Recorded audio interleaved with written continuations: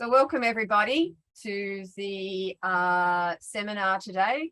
My name is Pene. I'm the president of the Australian Literacy Educators Association and a member of the International Development Oceania Committee. Welcome, and I'm going to hand over to Jill now to do the introduction. So my name's Jill Colton, and I'm coming to you from UniSA, University of South Australia in Adelaide, South Australia. And I'm coming to you from Kaurna country in South Australia. So I was just thinking about this, and I was thinking about all the different places and lands that people are coming to us today and joining us from. So I would welcome you to put in the chat, hello, and where are you coming from today? And it's a really nice way to sort of see the places that we're all coming from and joining today. So just a little bit about this country, Kaurna country.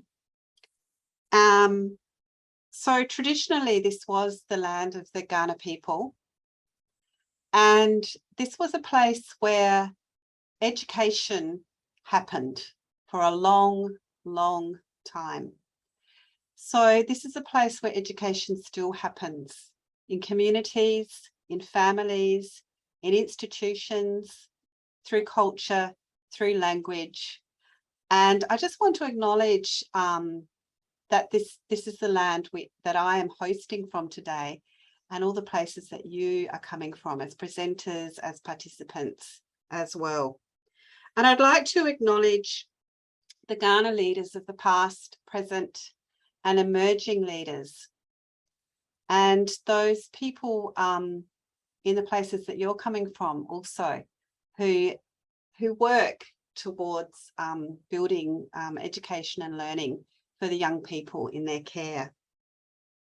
So I think today's seminar is super exciting because it came out of some work that we were doing in the International Development of Oceanic Committee, which is aligned with the Australian Literacy Educators Association, with the New Zealand Literacy Educators Association, and of course with the International Literacy Association. And we were invited to put this seminar together. And so we reached out, and we've got these wonderful presenters from 4 different countries talking about the ways that they are working together and with community to preserve and revitalise Indigenous languages in their contexts. So the very first person who's going to be speaking today is Te Waipounamu from New Zealand. So I'd like to welcome you. And I'm going to throw to her in a moment, and she's going to talk to you. And then we're going to hear from Carol Leo from Papua New Guinea, and Katina Zammit from Sydney, Australia. And then we're going to hear from Apollonia Tamata from Fiji.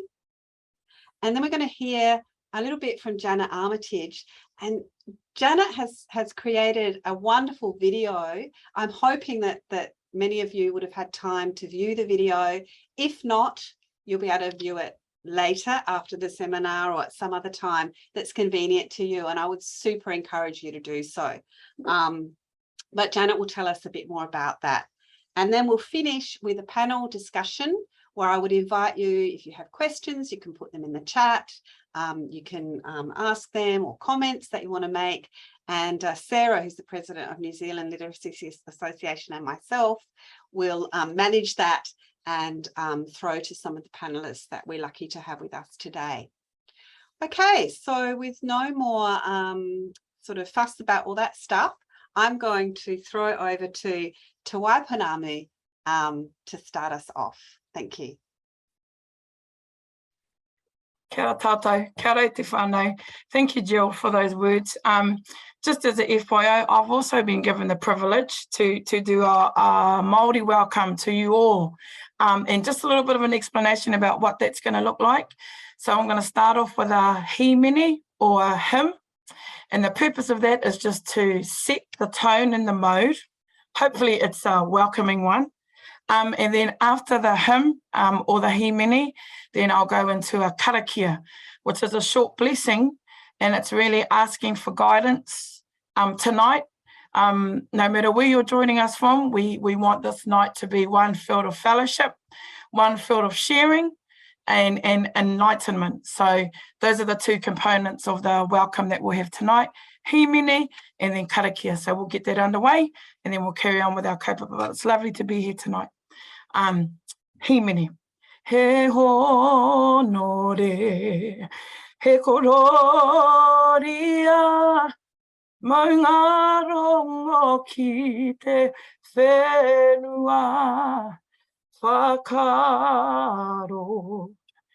Paie ki ngā tangata katoa, ake ake, ake ake, mine, te atua, te piringa, tōku o anga, mine. E te atua tēnei rā mātou e pononga, koropiko ana ki mua ki tō aroaro i tēnei aiahipo.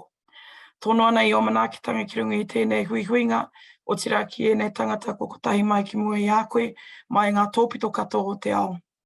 Tono ana i o manaakitanga ki runga i ngā whakahaere, ki runga i tēnei wānanga, koe nei koro, tikuna atu ana i runga i te ingoa tautama, ai ukarai te tō mātai kai whakaora, te turi whakamaua kia tīna, tīna, haumi e, hui e, i, tai ki e. Kia ora and good evening, everybody. That was our little blessing for tonight. So I think everything's going to be fine. Okay, here's hoping. I don't know. I'll get into it. Kia ora te whānau. I'm Te Waipōna Mutena Kore. I'm joining you from Aotearoa, New Zealand, from Waikato, Hamilton. I'm an educator, teacher of, I think I've been everything, a resource developer, a counsellor, you know, as you are, a researcher, but I'm currently joining you as the principal of Te Kura Kaupapa Māori o Tāmaki Nui Arua, which is a school or institute where Māori medium is the mode of instruction.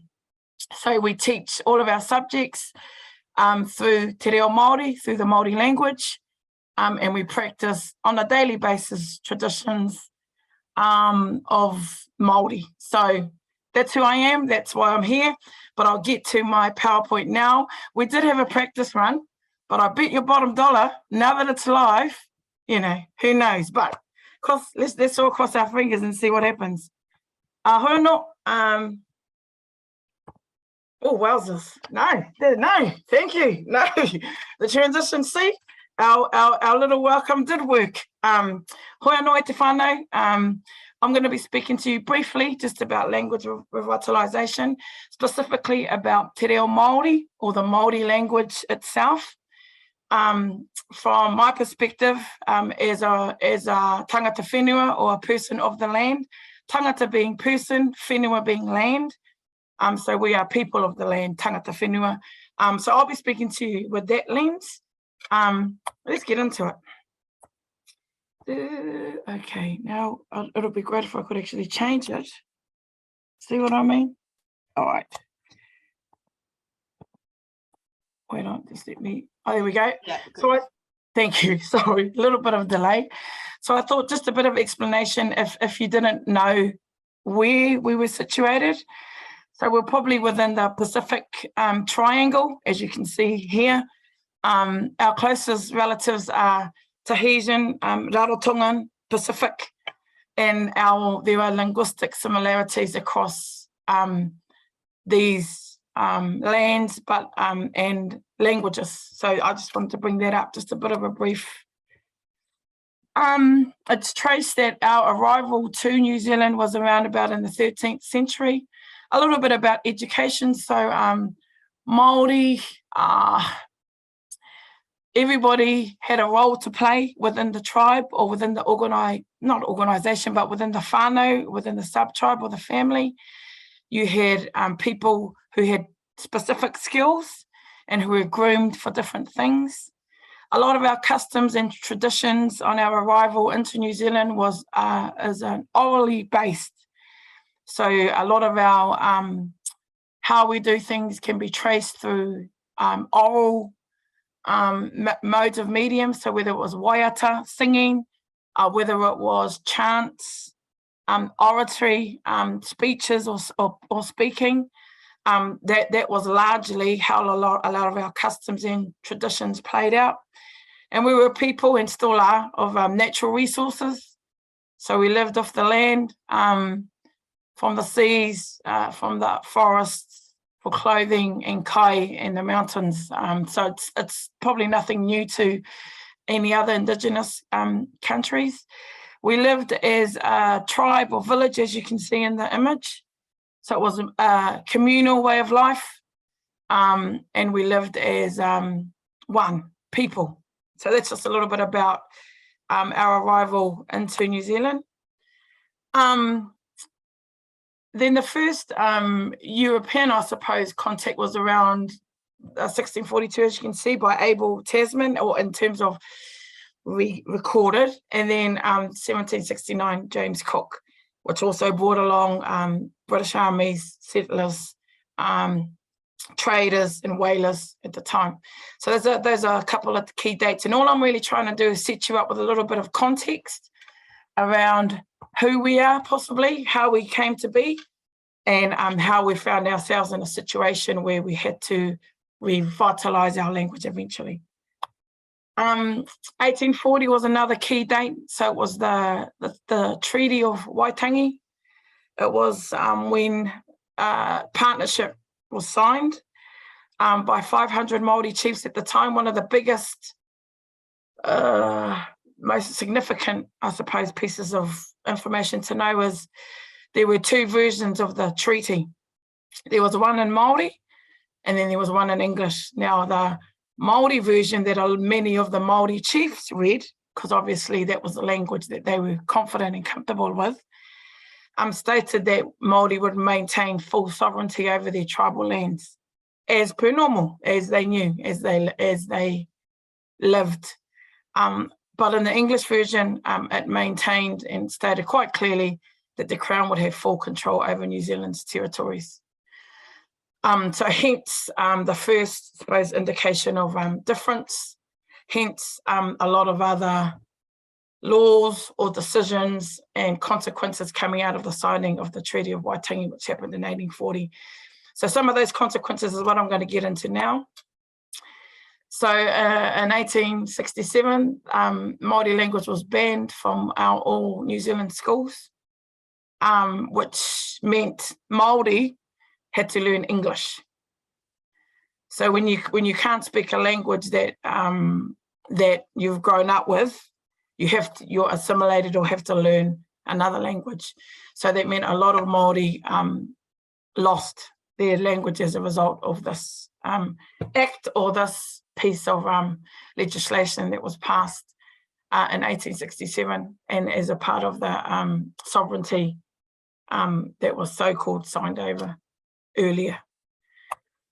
Customs and traditions. So there's another Tohinga Suppression Act, which really, in a nutshell, the Act made it illegal for any Māori to practice, for any traditional Māori teachers, healers or experts to train their people in customary practices, which had an impact on what these practices would look like moving forward, because my ancestors were no longer allowed to teach it or pass it down to the next generations. So you had the next generation who grew up not knowing some of our Māori ways of being, Māori medicine, Māori ways of healing, and different specific and ancestral knowledge through the passing of this law. So that had a huge impact on Māori, as you can imagine, and then the natural land resource. So this was another law that was passed, 1863, which really gave the government the power to confiscate Māori land I've just taken a summary of it at the top, and it's really just to set you up with the context, really. So they could confiscate land without compensation from any North Island tribe said to be in rebellion against Her Majesty's authority. Yep. So that's a little bit about some of the huge impacts and effects that some of these pieces of legislation have had on Māori specifically, but also on generations after that. And then on the only other thing to keep in mind too is population. So population of non-Māori grew, and Māori decreased. So then they became the minority, which also, as you can imagine, or as you would already know, has its own impacts as well. Yep. So at the time, so after settling or after the arrival, law, so it was really a tool to colonise. Education, there was no Māori forms of education because it was outlawed, and there was no more speaking of te reo Māori or the Māori language in schools or in any formal setting. Customs and traditions were eradicated and were no longer allowed to be taught or passed on, and our natural resources and land were confiscated. So in a nutshell, you had a people who were stripped of their identity, language, resource, and land. So that's a picture of what we were dealing with at the time and why something needed to happen moving forward. So yeah, this isn't in any way, because I'm not the best historian, can I tell you, but it's important for you to understand some of these pieces of work to understand how we move on from that and what's happened since these times. So it kind of moves us or storms us, really. It's really an overview because I don't have that much time. So I thought I'd just provide some snapshots, really, into a phase of reclamation. But most of the 20th century, as you can see, the government discouraged Māori language in New Zealand.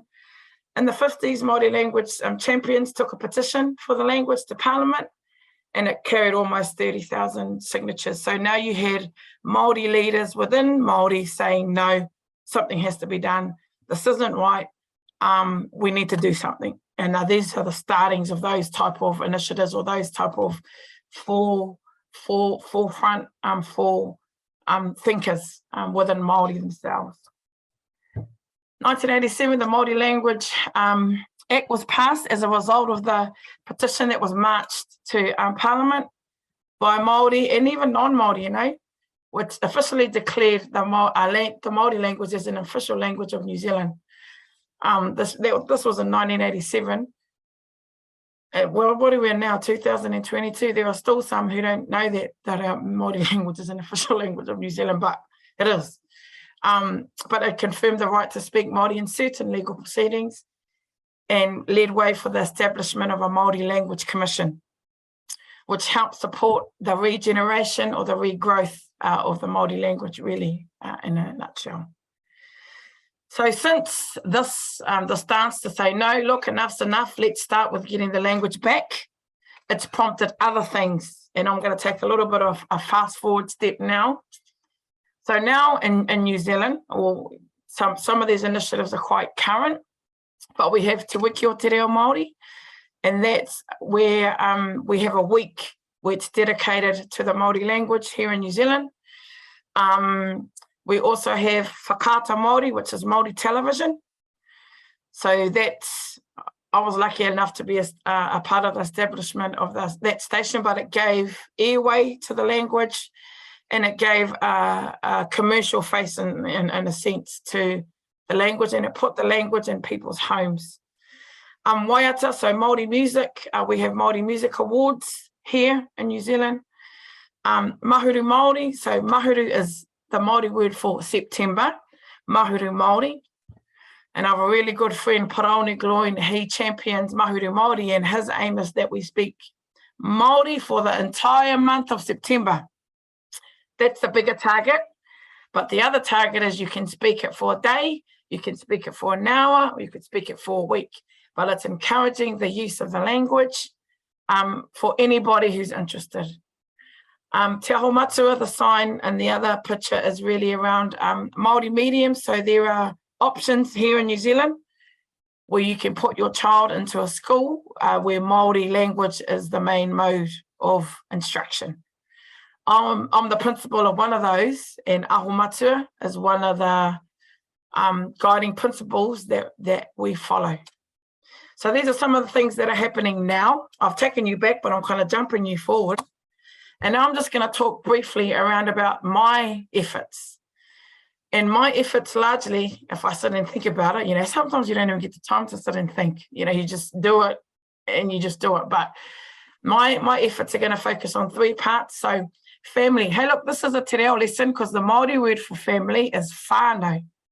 So feel free to practice it in your little bubble. Family, Māori word is whānau. Say whānau. Go. Whānau. Ka pai. You've got 5 minutes left. Ka pai. Community, hapori, education sector, ngā kura. Yep. So family, this is my family. This is my daughter. We've made a decision to speak te reo Māori only to her at home. So my sisters have also made the same decision. So we're growing the pool of speakers within our immediate family. It's revitalising the language within our home. It's using it every day so they see it as normal, but it's encouraging intergenerational language transmission. So I want her to feed it to her child, and I want her child to feed it to her child. But I have to do that starting with myself. So this is my family, and we are all Māori speakers because we choose to speak Māori only to each other. Ka pai, family, whānau. I also lead a kapahaka group, which is in my community. There's about 80 to 100 members, and we practice Māori singing, Māori traditions, and Māori chants. I've been lucky enough to teach them for the last 25 years. We've been able to release a CD that goes out to the nation. We've also been able to produce a book with all of our compositions in it. We've also been able to produce a stamp that goes on envelopes. And as a part of this initiative, I've also been able to put 30 or so of my members in this group through tertiary education to support them to further gain tertiary qualifications. So this is the community approach through kapahaka, which is song and dance of the Māori. We also go to a competition, and we're currently placed. We've placed very well. I won't blow my own horn. I'm also a part of an initiative that leads Te Ahua Te Reo, which is a Māori language program targeted at the workforce or teachers specifically across New Zealand. Now we work with teachers in schools.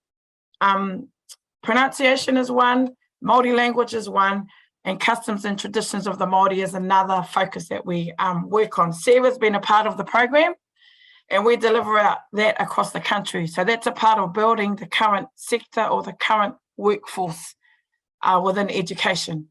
So I'm also a part and really lucky to be able to lead some of that space so that it gets back to our kids, whether they're in a Māori school or not. Yep.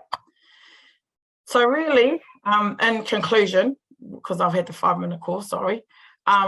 Currently, in law, we have Māori representation. So we've got the Māori party in government. Education, we have schooling options where children can learn in te reo Māori only. Customs and traditions, we're in a space of reclamation. And our natural resources, those are being addressed by the treaty claims, and we're almost settling a lot of the confiscated lands are being returned to us as we speak. That's still a process. This is where we are, but there's still more work to be done. And just to summarize, really, I'll take the last quote from Tā Hemi Henare, Sir James Henare. We've done too much not to do more, and we've come too far not to go further. So whilst we have had progress, there's still a long way to go. It's heading in the right direction, but it would be silly of us to stop now. So I'll leave these words with you for all of us really to encourage us to continue what we're doing. It may not seem like we're making an impact at times, but I think we are. So I'll leave this as my parting words to you all. Engari, kanui taku mihi kia koutou. Tēnā koutou, tēnā koutou, tēnā tātou katoa.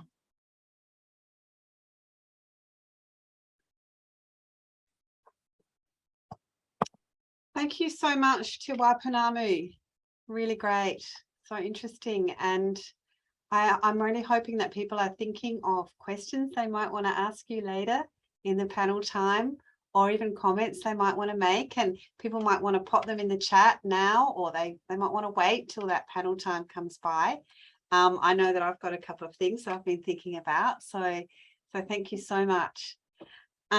Let's move on though at this stage to Carol and Katina. So Carol and Katina are going to talk to us about translanguaging and connecting to meaning with English texts in Year 4.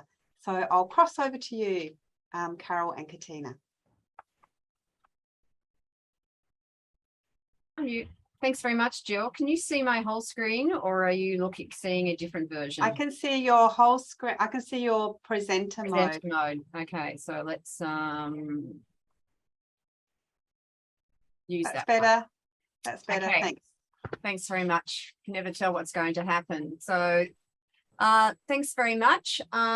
So today Carol and I are going to be talking about translanguaging and connecting to the meaning of texts. Carol, would you like to introduce yourself?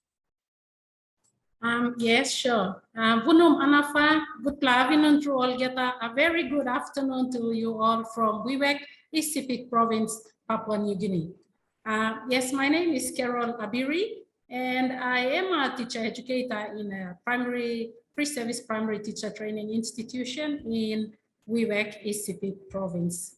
I am teaching in the literacy department of the institution, and I am particularly interested in indigenous literacy practices and how these practices promote education in multilingual learners such as Papua New Guinea. And I'm Katina Zammit, and I work at Western Sydney University in Australia. And as the map shows, Papua New Guinea and Australia are close neighbours as well. And I'm going to just talk through the background a bit, and Carol will actually go into the details of the project that she was involved in as well. And I thank Carol for this information because she has been able to provide this. So unlike New Zealand, Papua New Guinea actually has 800 plus vernacular languages, what we'll call local languages in today's presentation. This includes 3 official languages that are promoted: Hirimotu, Tok Pisin, and English. Now, Tok Pisin is the most common language spoken across Papua New Guinea, given the range of and number of local languages as well.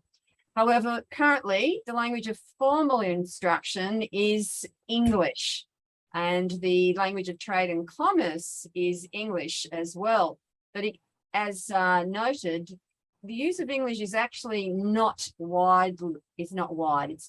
widely spoken within Papua New Guinea. And this is the area that Carol's talking about, roughly, in terms of the area that she's working in the CPIC area. So just to give a bit of background in terms of education and language policy within Papua New Guinea. So from about 1886 to pre-independence in 1974, it was very much a focus on colonial education. There was a variety of languages actually used in education, English, German, the local languages that missionaries used so that they can promote Christianity, and the people could learn about Christianity through their local language as well. During and after independence from 1975 to 1992, the Education Department had what's called an objectives-based education. Now, with the colonial education, Australia had quite an impact and influence on that education as well, as Papua New Guinea was considered, I won't say ruled, but governed by Australia up until independence as well. So the objectives-based education had English as the mandatory language of instruction. With a revised policy in 1993, the Department of Education and the government moved to an outcomes-based education and promoted the use of local languages and English, but that was the local languages and a transition approach as well, so that in year 3 and 4, children would transition into English and English medium of instruction. In review of that particular approach, it was found that the literacy levels were considered to be low, and hence the government moved to a standards-based education. And again, there was this move back to English as the medium of instruction. So over to you, Carol. Yeah, thank you, Katina. So with the standard-based education, the question is, how do the teachers teach reading comprehension? And so the project that we have is titled Connecting to Meaning.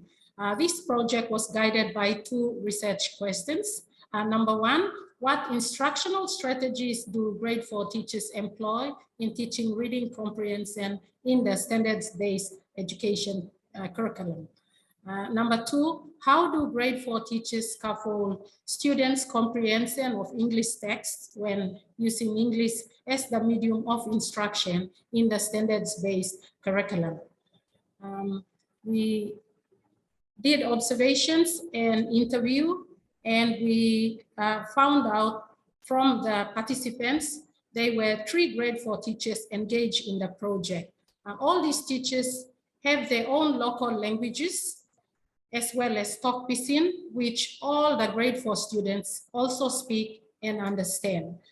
These teachers also have experiences in teaching in the former outcomes-based education curriculum, where they had experiences teaching grade 3 transitioning into grade 4 English, bridging to English.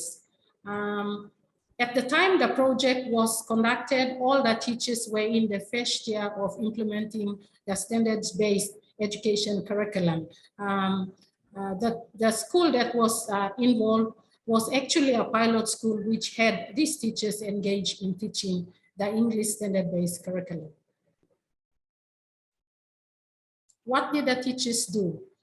During the study, the teachers taught reading comprehension using English text. It was observed that as they were teaching, they were using Tok Pisin and English for vocabulary, pronunciation, meanings, or comprehension too. Once doing that, they were actually translanguaging without being aware of this approach. Translanguaging is viewed as both a bilingual performance and a pedagogical approach that teachers teaching multilingual learners can systematically employ to encourage students to utilize knowledge of their languages to learn in an educational context. These are some examples of what the teachers did to demonstrate translanguaging at work.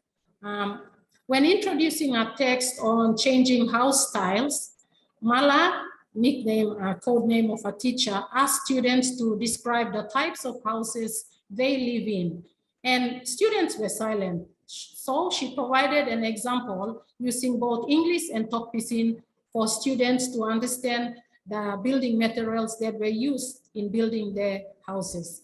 So Mala said, I live with my cousin sister in a permanent house. The materials used to build a house is not strong. Sampla morota, some sago leaves, kapa, roofing sheets, and iron. And she asked the students, what about you?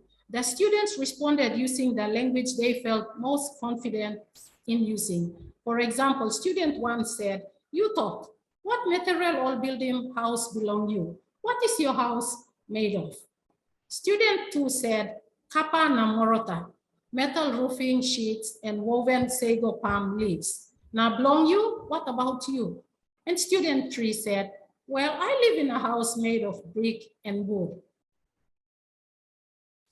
Another example came from Java's class on a procedural text, how to make a traditional bilum. In English, a traditional bag. 2 students were chosen to help explain the steps prior to reading the text. As you can see, student 1 said, "Teacher, tisa," referring to teacher. "First, you kisim rope long gomba." Gomba is a tree species. You kisim rope long gomba na, remove the rope from the tree, dry it in the sun. And the teacher Java said, "Okay, you by drying first na, you will dry first and student 2 said, no, you will put it in the water like, And Java said, "Say it in talk pisin." So student 2 goes, "When you get the skin of the gomba, put it in the creek or wara, meaning water." Java asked, "Why? Blong one. Why do you need to put the skin?" In English, it's called bark, into the water. And student 2 goes, "Embai goes soft, na rope by loose from the skin to make bark become soft and easy to separate the rope from the bark. I saw my mother do it."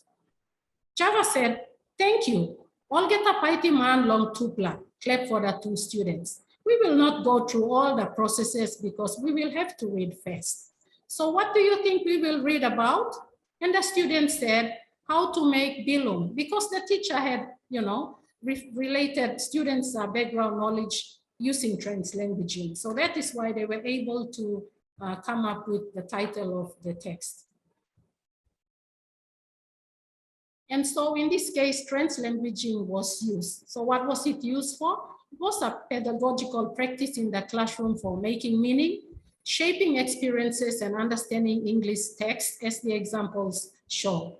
It allowed the teachers to utilize students' linguistic repertoires, cultural resources and experiences to enrich comprehension.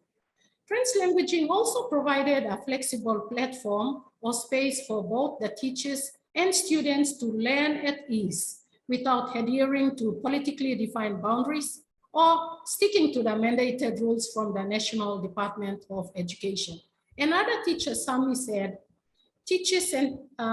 "From time to time, I engage students in conversations where we use both English and talk pisin. It's so challenging to teach only in English." The challenges of using local languages. While we want to encourage the use of local languages in the classroom, there is obviously a tension between what the community or the teachers want and the National Department of Education is insisting on or mandating. Therefore, you can see there is a discontinuity between practice and policy. In practice, teachers will continue to support students' local languages if English texts are to be understood. And like Sami said, from time to time, I engage students in conversations where we use both English and talk pisin. It's so challenging to teach only in English. Perhaps I should conclude by saying that translanguaging may be the approach that teachers can use in multilingual situations where we can utilize to make meaning. And our references are, as you can see, display all reference blomipla. These are our references. And thank you through Olgeta, Loharin Bloipla. Thank you, Loharin Bloipla. Thank you, everyone. Good night. And just a plug for the Global Meaning Making book that is just out in publication. So thank you very much. Are you able to put a link for that in the chat? Sure. Global Meaning Making book? Yeah, that would be wonderful. Thank you. Thank you, Carol. Thank you, Katina. Yes, great. I have many more things I'd like to talk about in relation to what you've just shown us, Carol, but I'll have to wait for the panel discussion. And so once again, I hope people are thinking about that and maybe popping some things in the chat. Okay, so let's move on now to Apollonia Tamata from Fiji, who is currently in Hawaii. So yeah, Apollonia, are you ready to go? She's a little bit, oh, there she is. Yes, great, wonderful, thank you.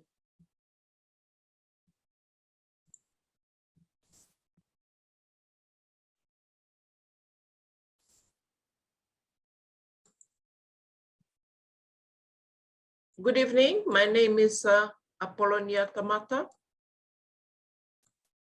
And my topic today is safeguarding and revitalizing indigenous languages stories from the Oceanic region. First of all, I'd like to share the context of indigenous language and culture in Fiji, as our language and culture marks a person and a community outlook. It identifies a person's well-being. Our language and culture outlines a person's way of doing things. They also profiles a person's value system, shapes the perspectives, thinking, and worldview of a community and individual peoples. This is what we believe, that our language and culture makes us look at the world through our language and culture, and it makes the people in this way. So, but currently in Fiji, because of our use of English as well as our local dialects at home, we are building bilingual communities or multilingual communities with some people. Much of our learning has been in the classroom and less at home and in our indigenous communities. Sorry to interrupt, Apollonia, but your slides aren't moving through to the next one. So I can see them on the left of the screen, but I can't see, they're not coming through each one. So are you able to sort of click on each one as you speak, or? Yeah, I'm clicking on each one. Okay. How about now? No, I'm still just seeing the first opening slide. So yeah, just have another go at loading it again, maybe.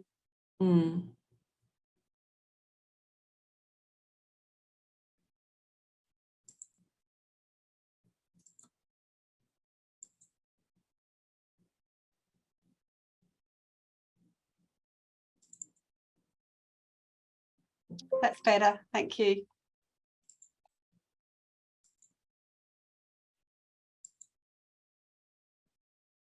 Yeah, so I was talking about the fact that we are building bilingual and multilingual communities because of, mainly because of we are using English in the classrooms, and it is an official language, and English is used as well in the media and in our education system.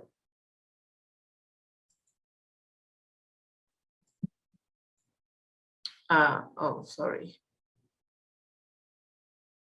Now I needed to go back. Oh no. There should be some arrows down at the bottom of the screen on the left-hand side. They're kind of a bit, they're not really strongly, they're a bit faded. But that, if you click on their left arrow.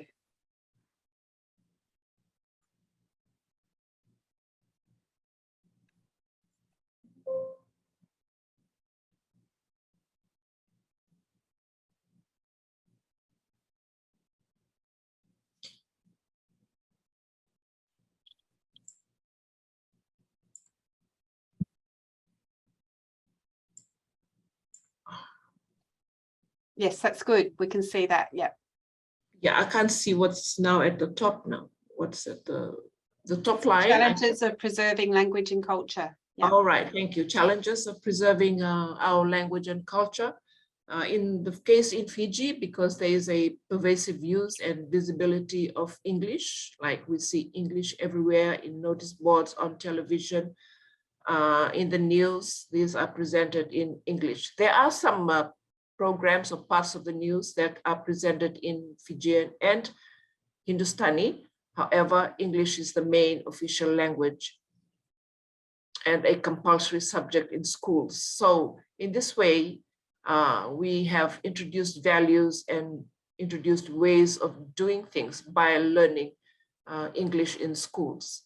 For example, there are the English or the Western way of having table manners versus what I would call floor leaf eating. There's more now the people that are valuing individualism as opposed to community collectives and initiatives.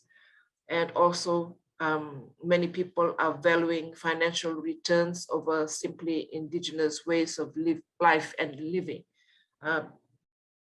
Since we have bilingualism and multiculturalism, our cultures, of course, are affected through the language of the foreign language. However, this does not mean to say that we are not doing anything about it. The Ministry of ITAP Affairs or the Ministry of Fijian Affairs, they have radio and television programs on our Vanua relationships. As our Maori speaker said, the whānau relationships, we call our Vanua relationships. We have also published a monolingual Fijian dictionary, and currently there is the cultural mapping research program. The other organization where I used to work before is the ITAP Trust Fund Board, and it funds USP's Fijian language program. It has a publishing house. It will be producing a dictionary app, and it also has rewritten our myths and legends as Fijian language comics. They have also published bilingual children's books and Fijian language and culture learning programs, which is a new program called the Solesau. It is written targeting the Fijian speakers in diaspora in mind. And also they have also put together a program on leadership for chiefs. Included in this is the publication of some of our ITAP books.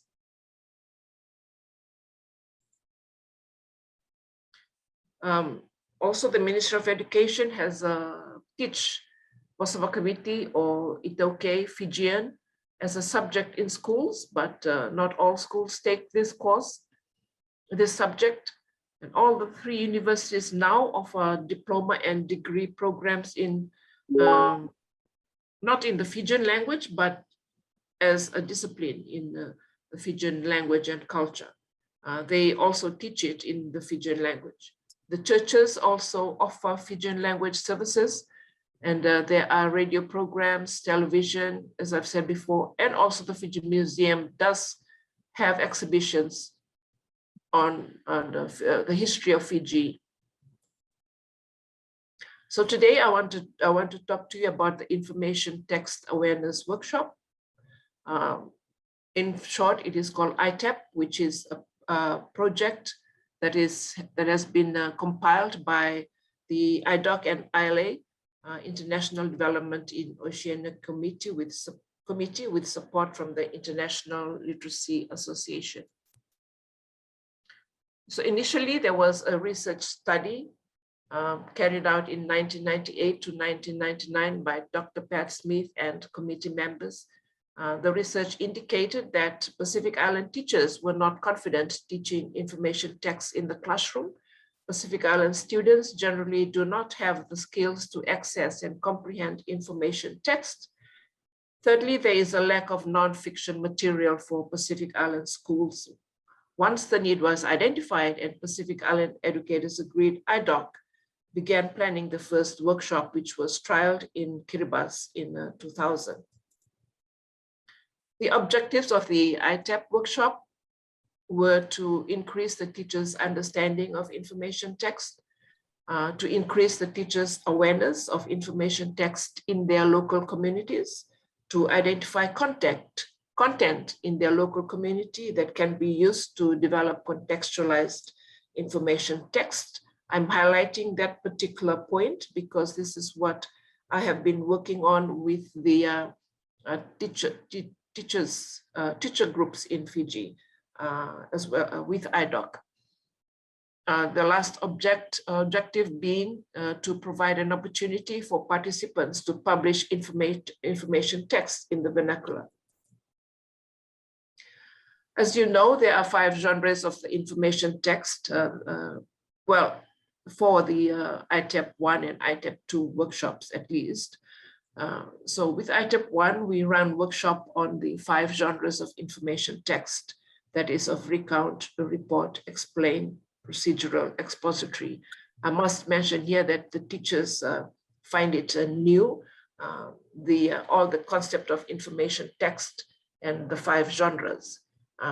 According to them, they would have done generally some types of the information text, but to have them classified as information text and also the 5 genres as the types of information text to many teachers is a new, totally new aspect of teaching literacy. ITAP 2 is the workshop on writing information text, which is what I want to talk to you about this evening. So we have run the ITAP 1 and 2 workshops in Nadi, Suva, and also in Sabsavo. These are 3 main areas in Fiji, or the 3 areas at least. They are town areas as well as divisional areas where teachers teach around these town areas. Altogether, they would have written about 40 to 50 information texts. They, however, all need to be edited. 3 have been edited, designed, and published by IDOC and the Itoke Trust Fund. This is one of the 3, Kusima by Anna. I just did not have a second name at the moment, at the time of writing this.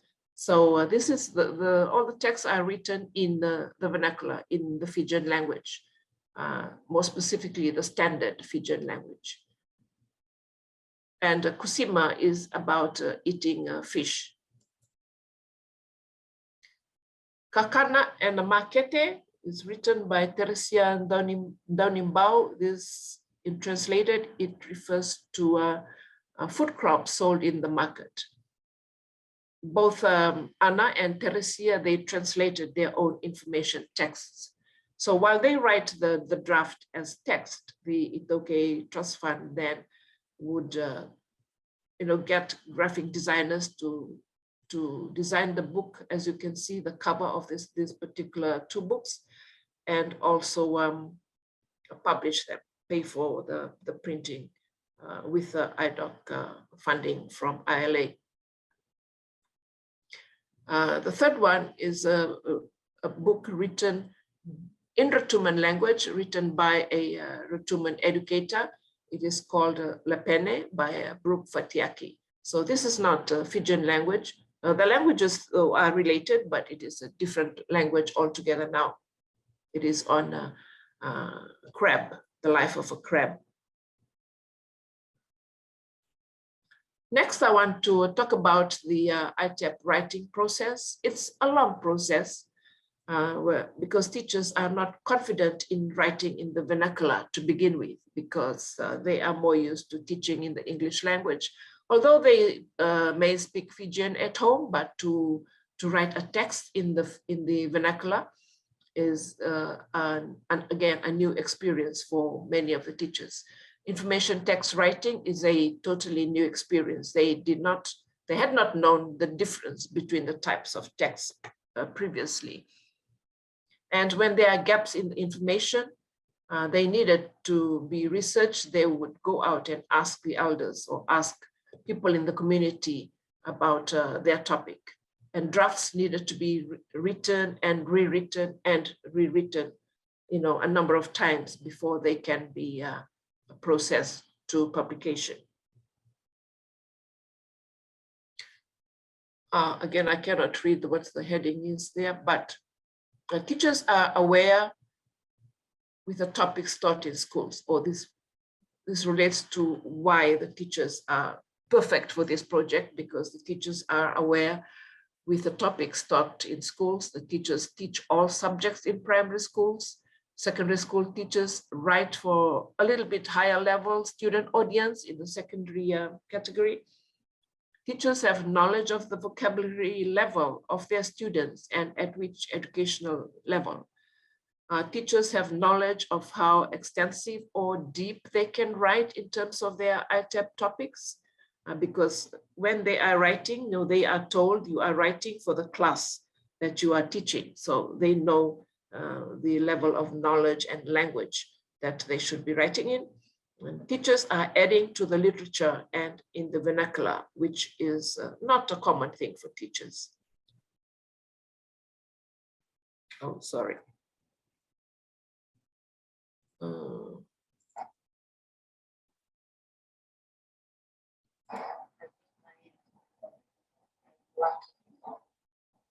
Chosen participants in this workshop. It's not often so I can't myself. First of all, I love the information that has been shared. It's wonderful. It's currently maybe not for the teachers, but it's not practiced in classrooms. Can confirm. It's also one that is much needed by the students. Just we have found out that there are a lot of students that are learning from primary level that secondary school teachers are currently facing. I think this workshop is filling up one of the very big gaps. So, this which is the also company teachers, facilities, presentations. Most importantly, but this workshop is the opportunity that is given to us to write. We do write in classrooms, but it's only for our students. For now, we are given an opportunity to write for the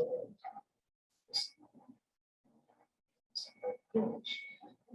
Not only the students in the classroom, so students in smaller scales what to write, but then other students outside of our classroom, outside of this country, and also get to see what they for me personally, I am really glad that I have been given an opportunity to write in much one.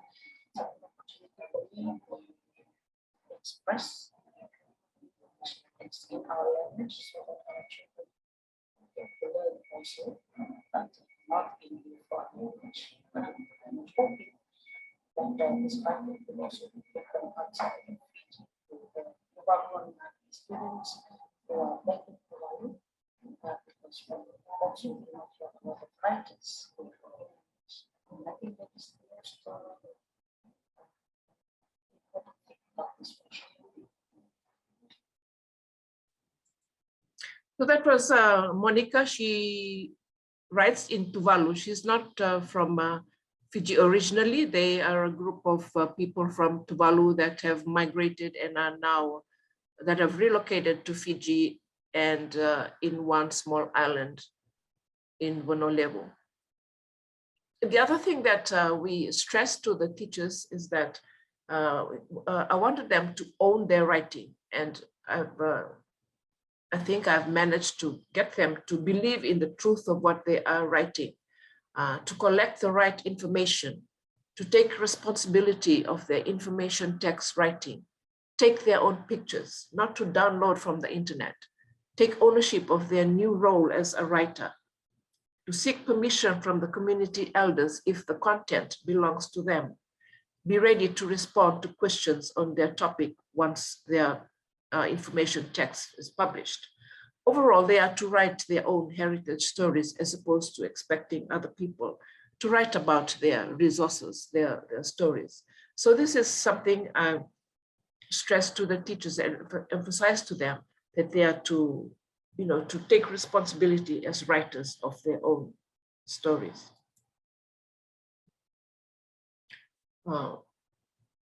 Ownership in the topics, and also pride in being a writer.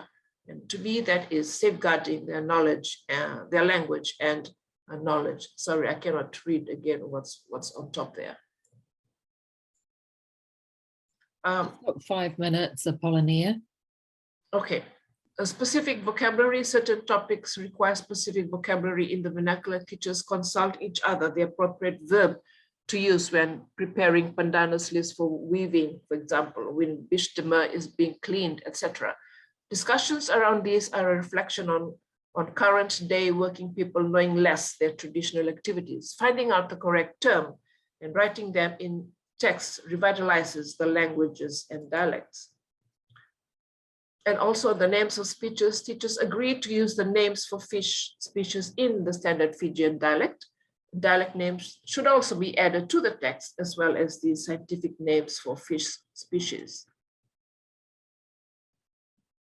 It is very interesting, and the report between the colleagues, sharing of ideas is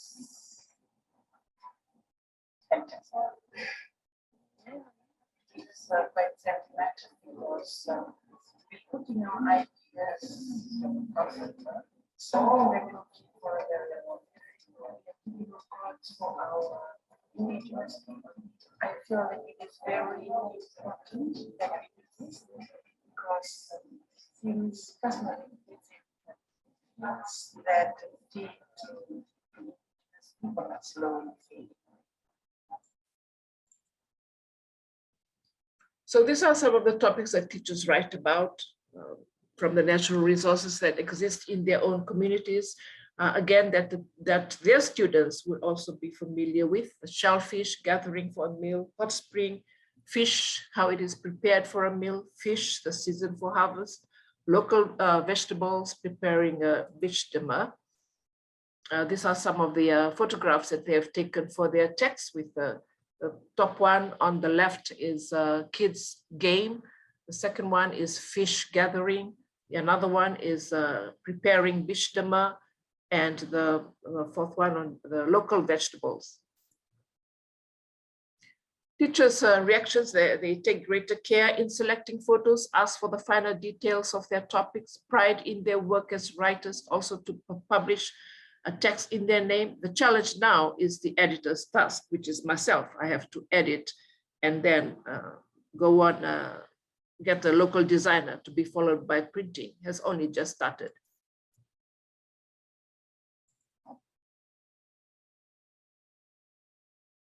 It's really been famous to be part of the group in the conducting of the type.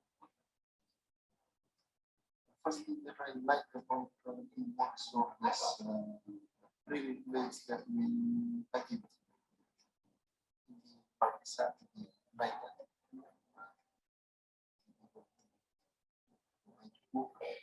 most of us, this is the first opportunity and the first time for us to actually writing and practice to be read by our own students. There's a little secondary schools and primary schools. Just one. Thank you very much.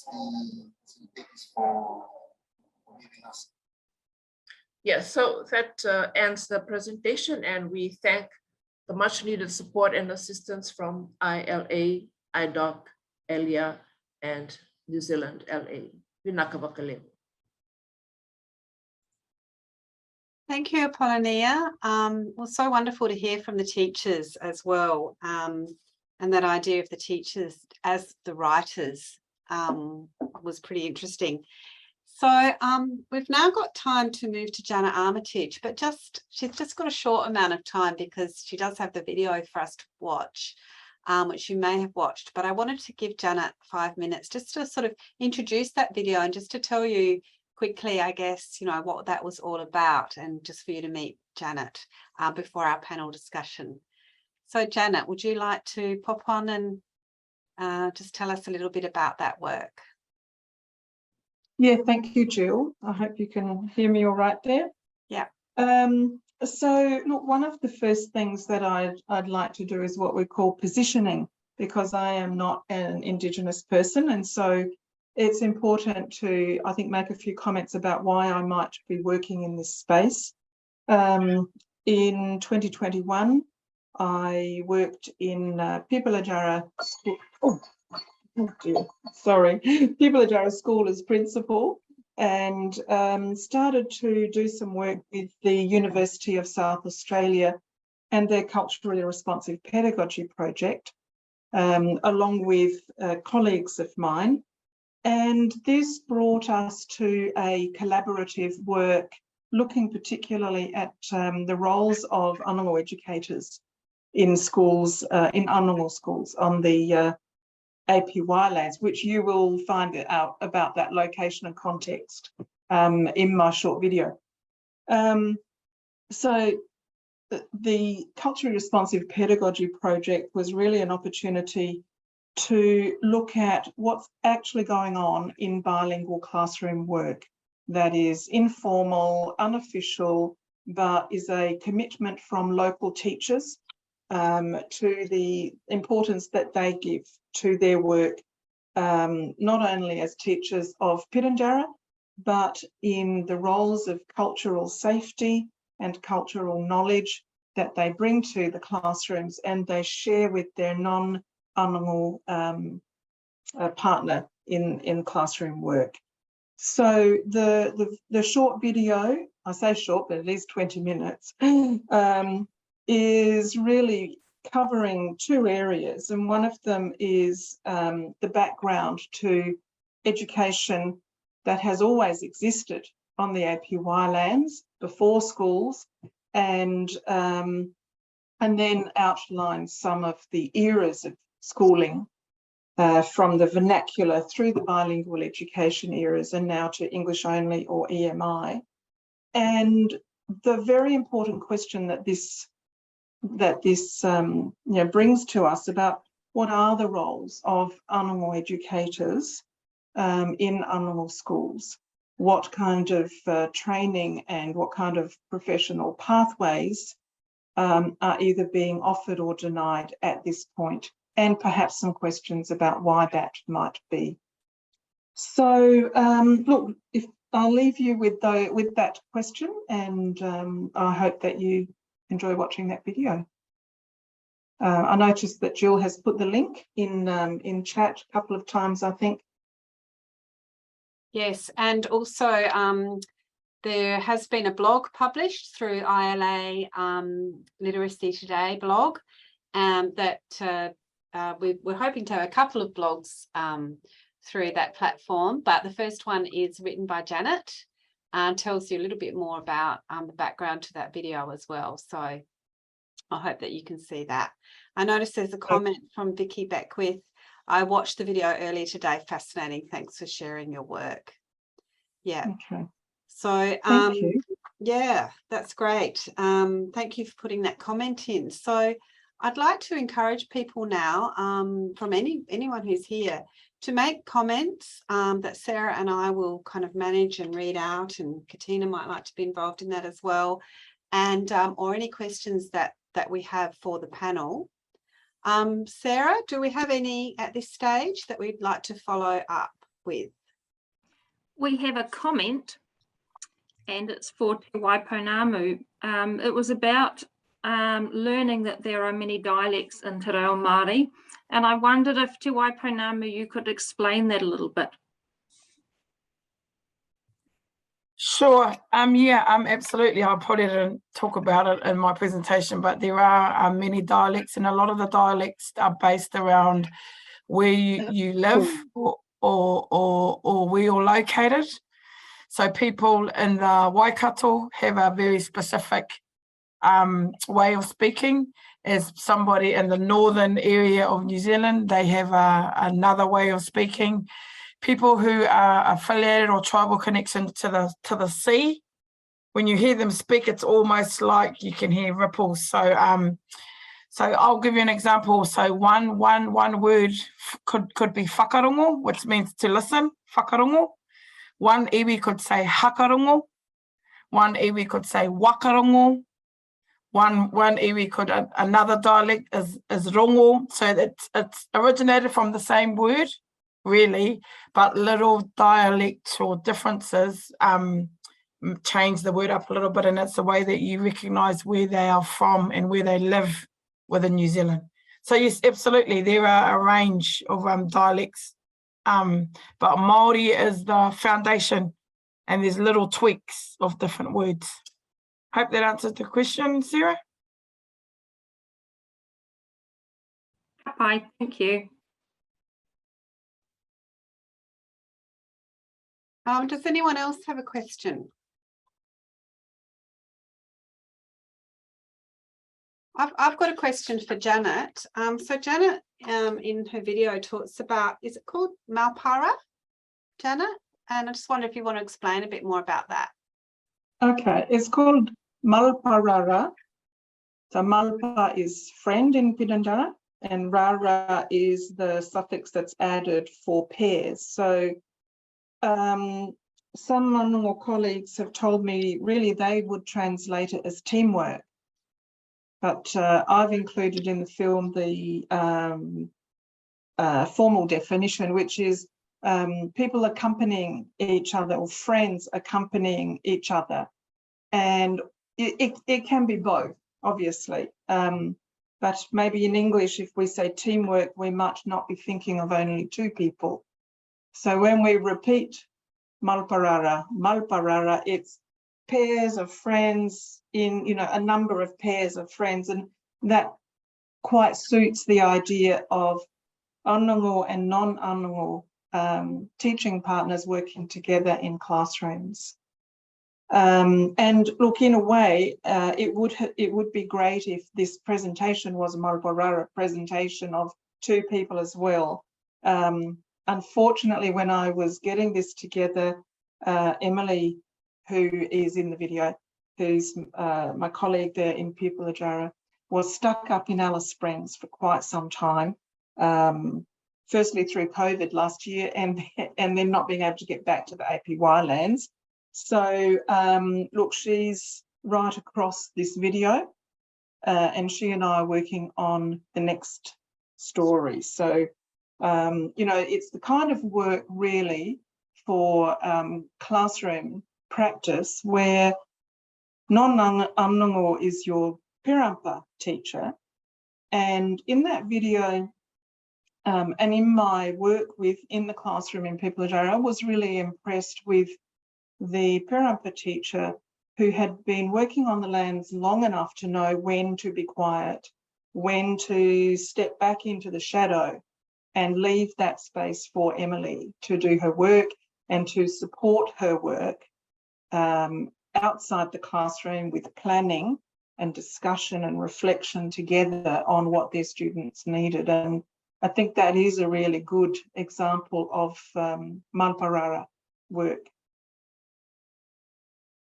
Thank you for that. Yeah, I just loved that concept of the Malparara. Just, really liked that one.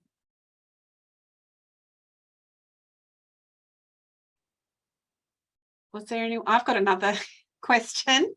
Just to anyone in the panel, something I noticed as a bit of a thread through, I think, all of the presentations actually, was the role of legislation or policy in revitalising Indigenous languages.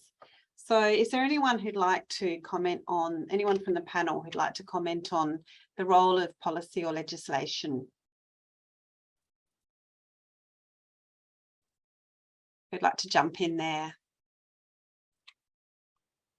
Te Waipanamu, you look as though you You're nodding there. Oh, yeah, sure. Sorry. Yeah.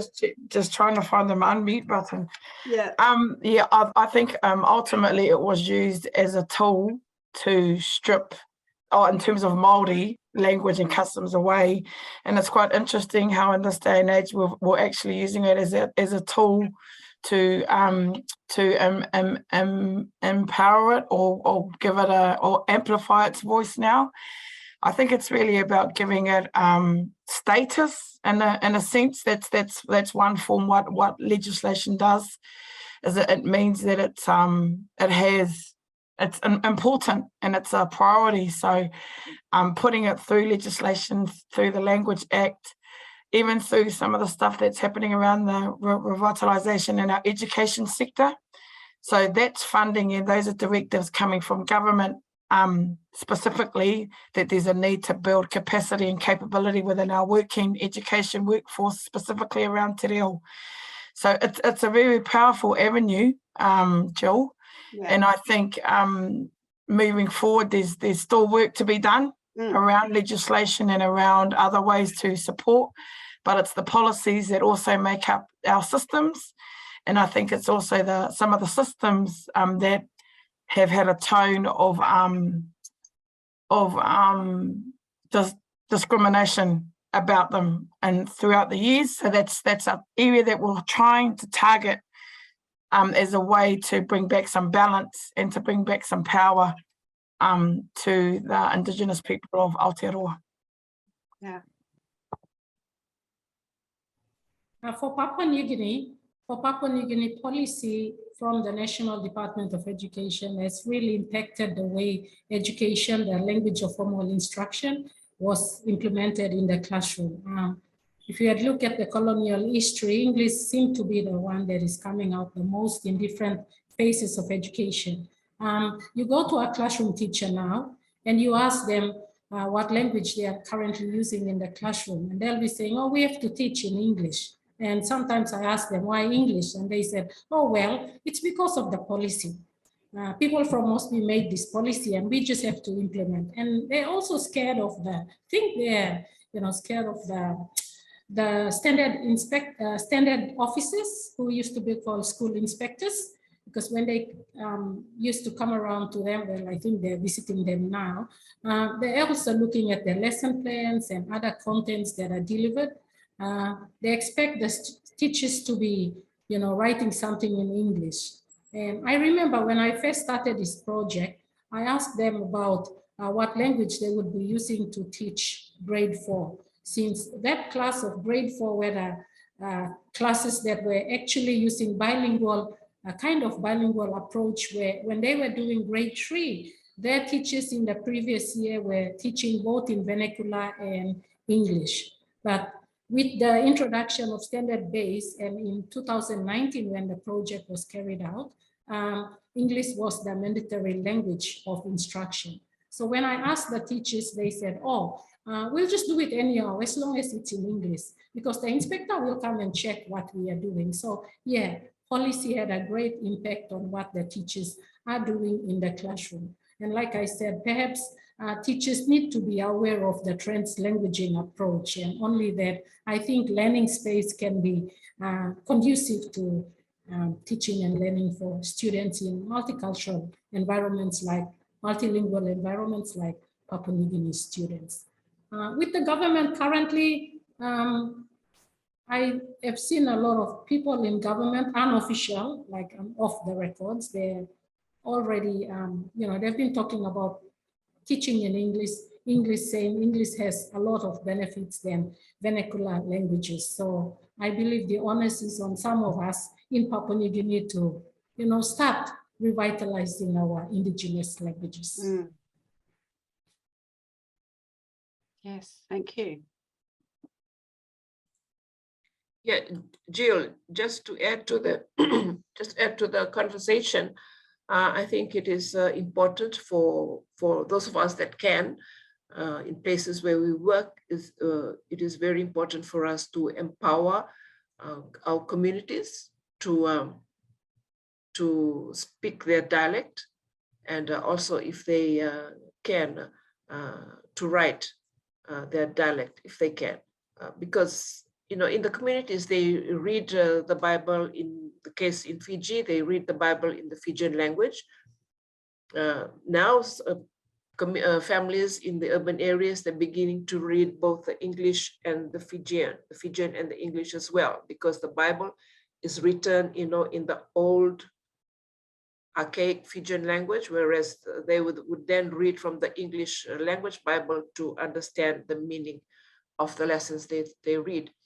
So, like, we have been working with the teachers, although the policy would say the English language, we can work with groups of people to empower them to write in the vernacular, to speak in the vernacular. And I think that is important in wherever we can, in what we can do.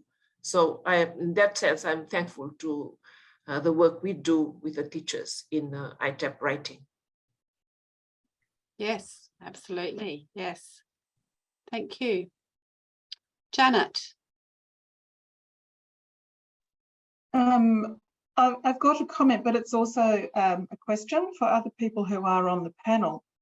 One of the things that I'm still exploring is work such as the Anongo educators do in classrooms, which almost slips between policies.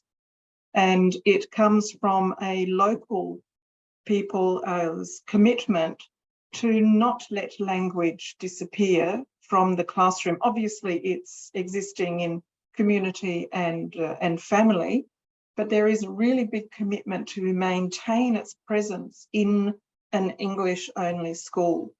And I'd really love to hear some comments from other people on the panel about their experiences of that, and possibly the position of vulnerability that this puts local teachers who may not have any training in teaching English or teaching Piranjara or local language. Any comments from others?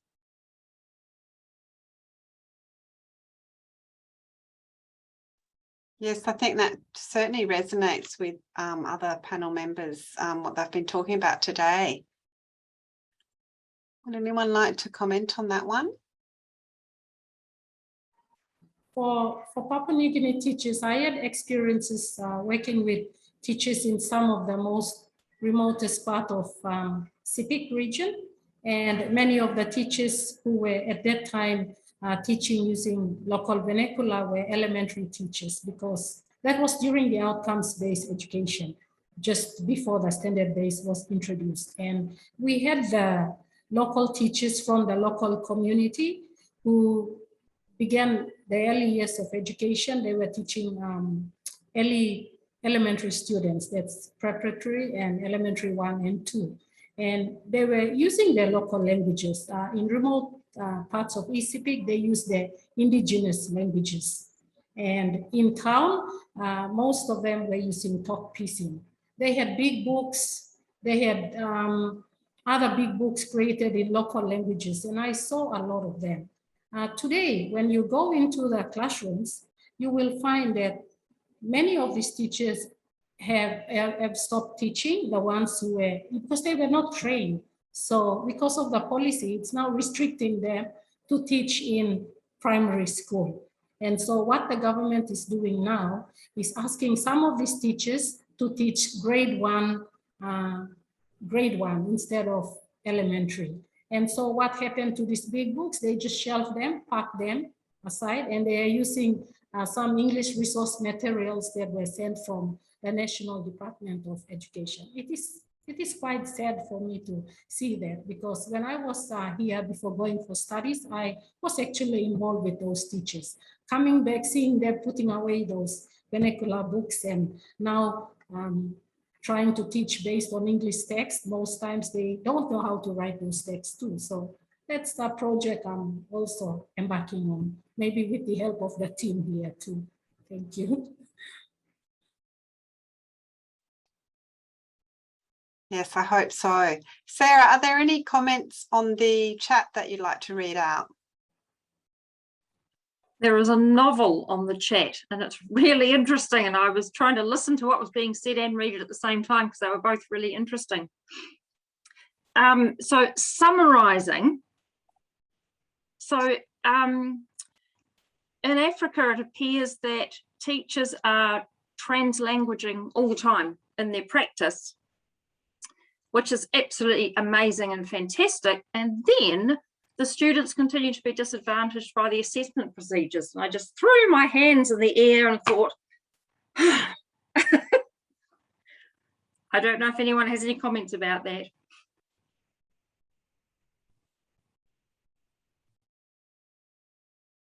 Well, my comment on that is that I was thinking about that when I was listening to Carol talking about teaching the reading comprehension in English. But then I thought, hang on, this is about building the field. This is about all the kind of meaning making that's going to go into reading, which, you know, is really what reading is all about. So I thought, yeah, that's making sense. So that even though the reading was in English and perhaps the assessment is in English, there's this opportunity to really build connection with the text and with you know, with each other through you know, using this mix of the languages in this way. That's what I thought. But yes, I agree with the assessment. I mean, yeah. Anyone else?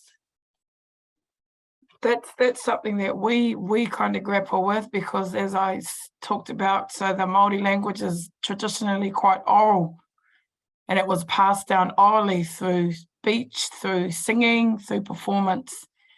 So to put the students who are intrinsically have that inside them, because it's passed from generation to generation, and then put them into a space where now they have to tell me about something, not using what they naturally gravitate to, but write it down on a piece of paper to fill out an exam, was something that we struggled with. So our only option, to be honest, was to change the mode of assessment, to change the vehicle, to change what we were looking for. Because if it's really about reading, it's about comprehension. And you can display that you understand a message in many, in a range of ways, whether it's composing an item, whether it's speaking it and doing an oral report. So really it's given us the opportunity to think more creatively and to align our practices to our learners, because we found that assessment didn't, and it was our responsibility to change it, because we weren't going to continue to do it if it wasn't working. So that's a challenge, absolutely, but it's one that's been our approach, and it's still a work in progress. But yeah, if it doesn't align to their strengths, then we probably won't be doing it that way. So yeah, it's awesome, actually. It's an opportunity. Yeah, That's so encouraging to hear. Sorry, Katina. no, I was just going to say that is a fantastic thing to say, because in fact, you know, we can build up our students, our kids' capacities in their, you know, Indigenous languages, and do all the encouragement and build that confidence. And when it comes to system-based assessments, you know, it's like, well, why do them? Because it's not going to show you the capacities of the kids and their understandings, their knowledge, and the fact that they have, you know, multiple languages as well. And I know that in that sort of sub-Saharan, and also obviously within Oceania strongly as well, is you can have any number of languages and they can just move between one and the other very seamlessly, like Carol's examples were, which is not probably code switching, because they wouldn't see it as code. It's just they use whatever language is most appropriate at the time to convey the meaning that they are wanting. And they should be able to do that in any context, including assessments. Sorry. Yes, thank you, Katina. Well, on that note, it's 6:02 in Adelaide. I don't know what time it is for other people all around the place. Probably 32 in Sydney and Papua New Guinea. So it's bedtime for some people. And so I'd like to thank the presenters particularly for coming in and doing their presentations today and joining into their conversation. And I'd also like to thank the participants, the audience, for coming along as well. And yeah, have a look at some of the resources that were sent out. And if there are any other questions or you would like access to any of those links, just email me and let me know, and I'm very happy to help. Okay, so just before we finish though, Apollinaire is going to end our presentation with a prayer, I believe. Unmute myself. Is that you? Are you finishing us with a farewell? Right. I will start with a farewell and then end with a prayer. Thank you. Au baka binibinaka tikoyani be kemado kede na baka itabi e na bebasaki baka buku e na mbongini kua se e na kabini kua. Be kemani kede na ndui banua o ni ngole tiko maikina na ndui banua o ni wu maikina na ndui banua o ni vaka maikina o baka binibinaka ki be kemani e na nomni me bakarorongo ki na bebasaki baka buku baka be talanoa e na kabini kua. That was my thank you and farewell to all the presenters and also to those who are participating in this forum. And now I will end with a prayer in the English language, just for everyone to understand. Let us bow our heads in prayer. Almighty God, Almighty Father in heaven, thank you for the wonderful conversation we have had this evening. Thank you, Lord, for giving us the wisdom and the words and the expressions to share our ideas and our work and experiences this evening. And we ask you to lead us and to protect us in the work that we do and in the work that we share in our communities and with our students and with our people. We ask these things in the name of your Son, the Lord Jesus Christ. Amen. Pinaka. That is the end of that. Thank you. And that is the end of the seminar. So farewell. Thank you very much. Everybody, I'm going to end the session now. Have a Thanks, good Tina. evening. Bye. Good day.